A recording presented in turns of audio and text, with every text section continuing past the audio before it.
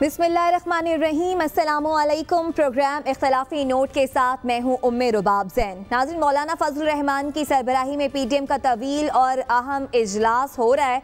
इस इजलास में बहुत अहम फैसले लिए जाने, मुल्की सूरत हाल के हवाले से पीटीएम की आगे की हिकमत अमली क्या होगी, किस तरह से पीटीएम को लेकर चलना है, हुकूमत पर प्रेशर किस तरह से डालना है, ये तय किया जा रहा है। साथ ही साथ पीपल्स पार्टी और ANP की वापसी के हवाले से भी आज मुशावरत की जा रही है। तमाम जमातों ने बशमूल मुस्लिम लीग नून मौलाना फजलुर रहमान के सामने अपना अपना मौक़िफ़ रखा और उसके बाद कहा कि जनाब जो आप फैसला करेंगे वो उसे माना जाएगा, चूँकि फैसले का इख्तियार आपको दिया जा रहा है। लेकिन ये फैसला ज़रूर किया गया कि सेनेट और कौमी असम्बली के असम्बली में जो इजलास होंगे, तमाम अपोजिशन जमातें जो हैं इसमें मिलकर किरदार अदा करेंगी। बजट इजलास को भी लेकर किस तरह से हिकमत अमली तय करनी है, किस तरह से मुखालफत करनी है, इसका भी फैसला किया गया। इसी तमाम तर सूरत हाल पर हम बात करेंगे। हबीब साहब, नून लीग ने अपना मौक़िफ़ रखा मौलाना फजलुर रहमान के सामने और कह दिया कि जनाब हम तो ये मानते हैं कि अब पीपल्स पार्टी इस पर जो है वो माजरत करे या वजाहत दे तो आए, लेकिन फिर भी फैसला आपका है, जो फैसला आप करेंगे। देखिए, अगर आपको याद हो तो कुछ अर्सा पहले इसी प्रोग्राम में मैंने अर्ज़ किया था कि PDM में अब पाकिस्तान पीपल्स पार्टी की वापसी काफ़ी मुश्किल होती चली जा रही है, और उसकी वजह यह है कि पाकिस्तान मुस्लिम लीग नून और पाकिस्तान पीपल्स पार्टी के जो मफादात हैं सियासी, उनके अंदर अलाइनमेंट नहीं रही। सबसे पहले आपको याद होगा, पहले ये इस हुकूमत को गिराना इन दोनों पार्टियों का मकसद वहीद था, और इस मकसद को जमा कर दिया था इन दोनों पार्टियों ने मौलाना फजलुर रहमान की ज़ात में, क्योंकि ख़ुद मौलाना फजलुर रहमान भी इसके पहले दिन से मुय्यद थे कि जनाब इस हुकूमत को गिरा देना चाहिए, इस्तीफ़े दे देने चाहिए, या जो भी दूसरा रास्ता इख्तियार किया जाए। उसके बाद सूरत हाल जब बदलती चली गई और उसमें तब्दीलियाँ आती चली गई, नवाज शरीफ साहब ने जब नाम लेना शुरू किए तो फिर शॉक्स लगने शुरू हुए और फिर आफ्टर शॉक्स आए। उसके बाद फिर आप देख रहे हैं कि Pakistan peoples party with in assembly तो तब्दीली चाहती है, वो असम्बली को किसी भी सूरत तोड़ना नहीं चाहती, और असम्बली के प्लेटफॉर्म से जो कुछ उन्हें मिल सकता था पीपल्स पार्टी वो हासिल कर चुकी है। मिसाल के तौर पे असम्बली में सेनेट की नशिस्त किसी सूरत भी पीपल्स पार्टी को नहीं मिल सकती थी, लेकिन कौमी असम्बली से सेनेट की नशिस्त उन्होंने हासिल की, और उसके नतीजे में इमरान खान साहब को इतना मजबूर कर दिया कि वो इत्मीनान का वोट लें।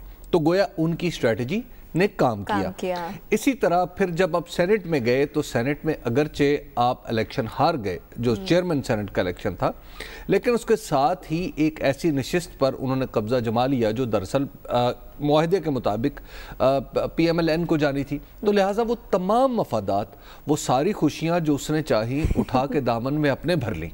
हमारे हिस्से में उज़्र आए, जवाज आए, उसूल आए। तो लिहाजा पाकिस्तान पीपल्स पार्टी ने तो सब कुछ हासिल कर लिया।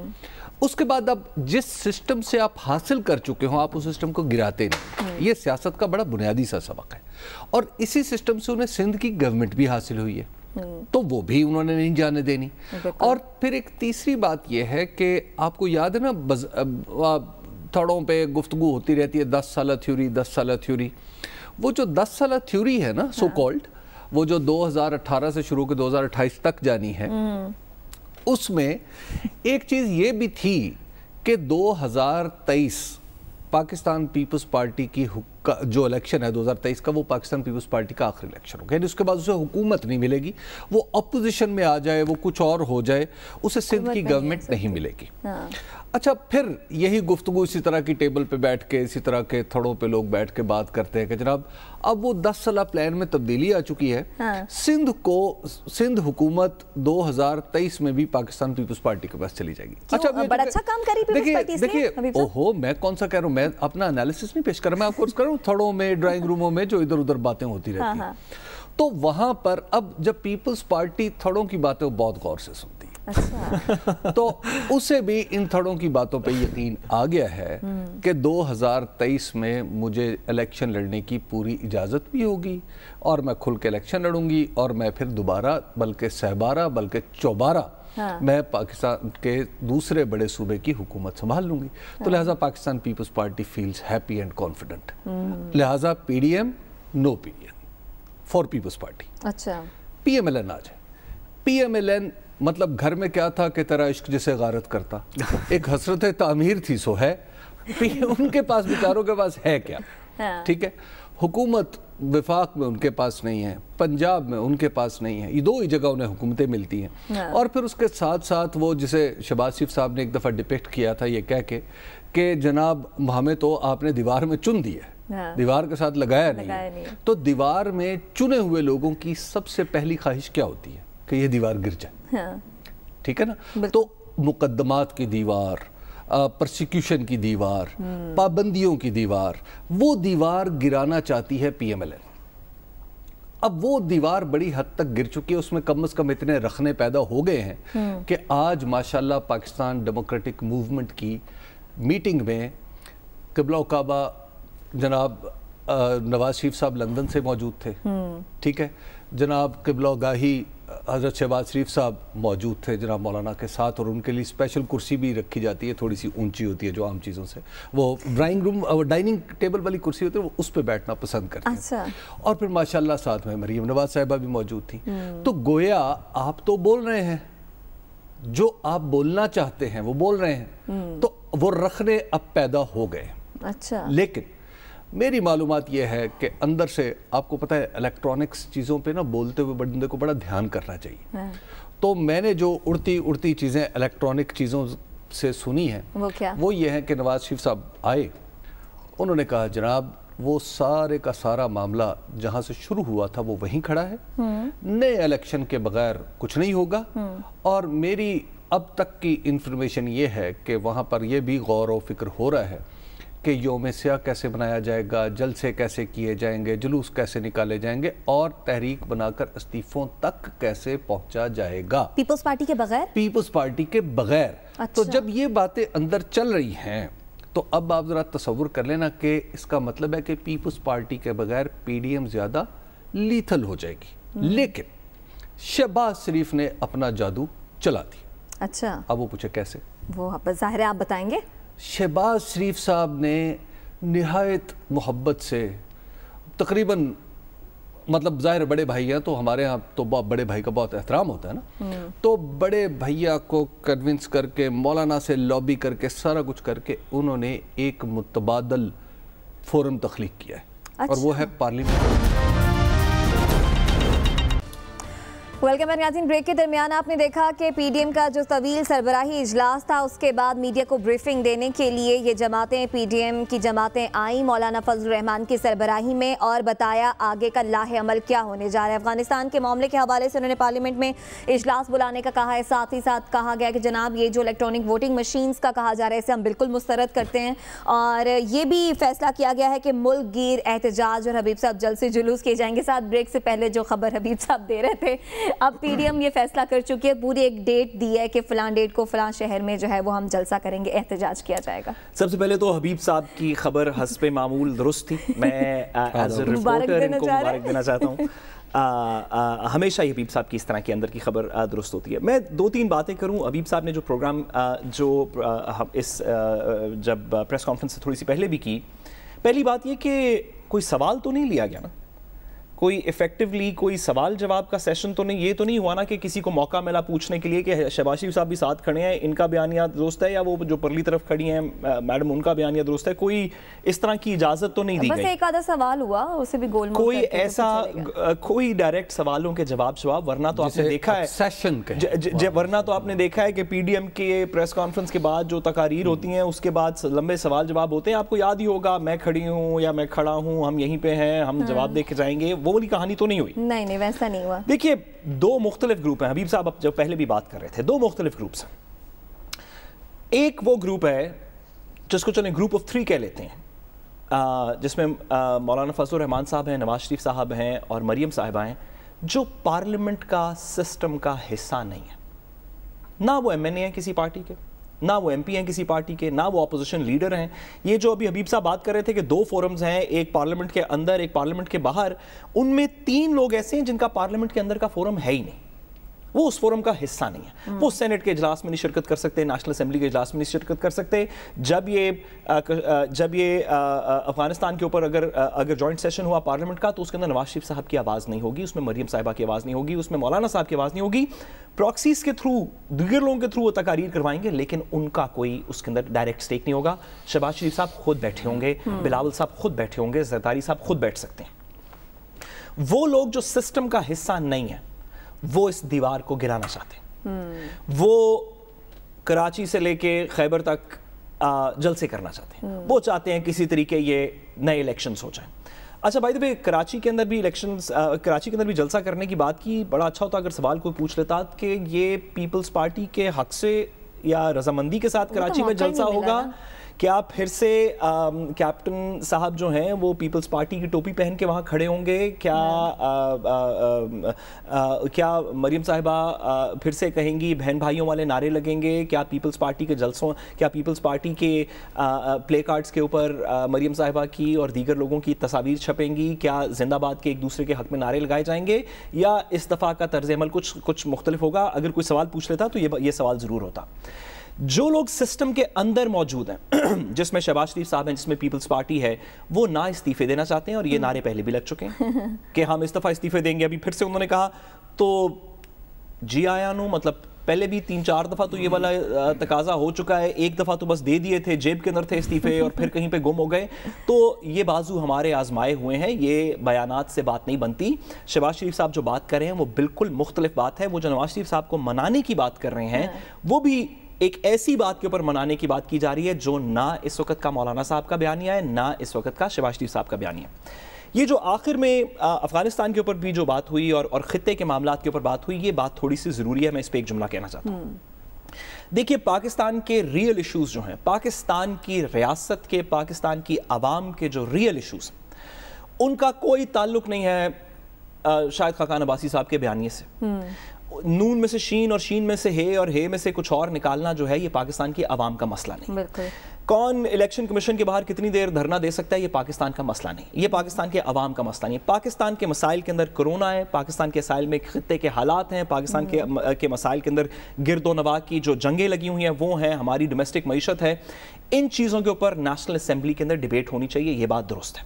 لیکن میں پوچھنا یہ چاہتا ہوں کہ نیشنل اسمبلی کے اندر جب یہ معاملات جائیں گے, مولانا صاحب نے بھی کہا کہ جی ایک سب کو مل بیٹھ کے بات کرنی چاہیے, تو مولانا صاحب جو 10-12-15 سال جو کشمیر کمیٹی کے اندر کرتے رہے, اس کا حساب بھی دیں گے یا صرف دوسرے لوگوں سے سوال پوچھیں گے؟ اچھا جب یہ سارے لوگ پچھلی دفعہ کشمیر کمیٹی جب کشمیر کا مسئلہ ڈسکس کرنے کے لیے پارلیمنٹ پہ گئے تھے, بڑا اچھا ہوا تھا. اپوزیشن کا کیا انپٹ تھا اس کے اوپر؟ کوئی پالیسی بتائی تھی اپوزیشن نے, کوئی نیشنل نیریٹو کو آگے لے کے گئے تھے؟ کیا اپوزیشن کے ممبران ڈیلیگیشنز بن کے مختلف ممالک میں گئے تھے اور کشمیر کا ایشو اٹھایا؟ کیا پچھلے 2 سال کے اندر وہ کشمیر کے بارے میں کچھ کر رہے ہیں؟ افغانستان کے اوپر آپ محسن داور صاحب سے پوچھیں گے کیا ہوگا. اب تو وہ کہہ رہے ہیں نا کہ آپ علی وزیر صاحب سے پوچھیں گے کہ افغانستان میں کیا ہوا, کیا وہ اپنا اوپینین دیں گے کہ افغانستان میں کیا ہونا چاہیے؟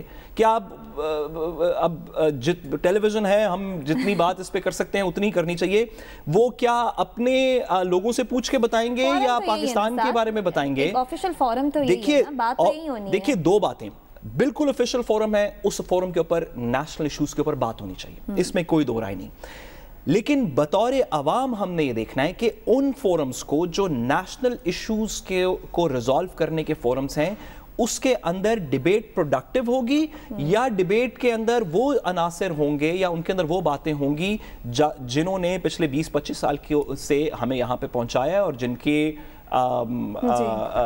کے آگے بھی اب میں کم کہے کو زیادہ سمجھیں. صحیح, کم کہے کو زیادہ سمجھ لیتے ہیں. حبیب صاحب ایک تو اجلاس کرنے جا رہے ہیں, پھر ساتھ ہی ساتھ خطے اور افغانستان کی صورتحال کے حوالے سے کہا جا رہا ہے پی ڈی ایم کی جانب سے کہ اس پر پارلیمنٹ کا مشترکہ اجلاس بلایا جائے. دیکھیے جہاں تک جلسے جلوس کا تعلق ہے تو اس کے لیے پاکستان مسلم لیگ نون یا JUIF بالخصوص کراچی میں کسی کی محتاج نہیں ہے.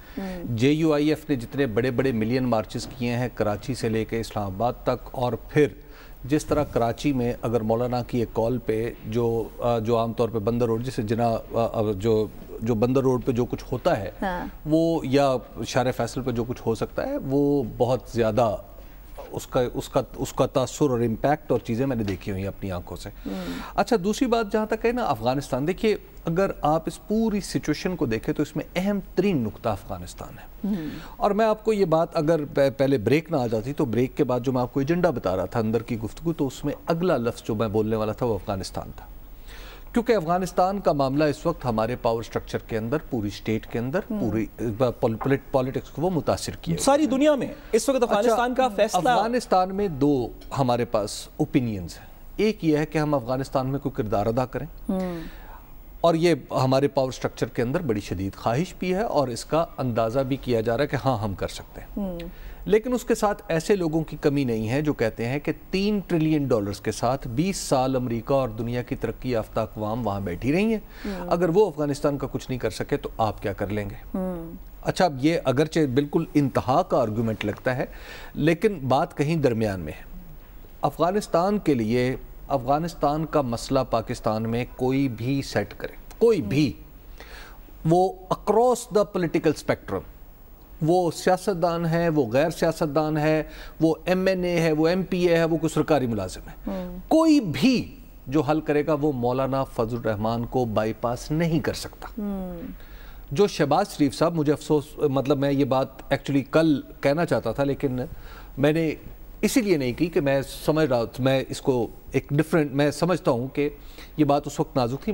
جو شہباز شریف صاحب ہیں، انہوں نے جو مولانا فضل الرحمان کو گزشتہ 2 دن کی میٹنگز میں کہا ہے، اس میں ایکچولی ایک ایسے اجلاس میں شرکت کے لیے وہ دعوت بھی دے رہے تھے، انہیں کنونس بھی کر رہے تھے کہ آئیں چلیں بیٹھتے ہیں اور ایک ایسا اجلاس جو لوگوں کے سامنے نہ ہو، اس میں بیٹھ کے ہم سمجھتے ہیں اور سمجھاتے ہیں۔ اچھا مولانا صاحب، افغانستان کے مسائل کو بہت لیکن مولانا نے اس کو فی الحال منع کر دیا۔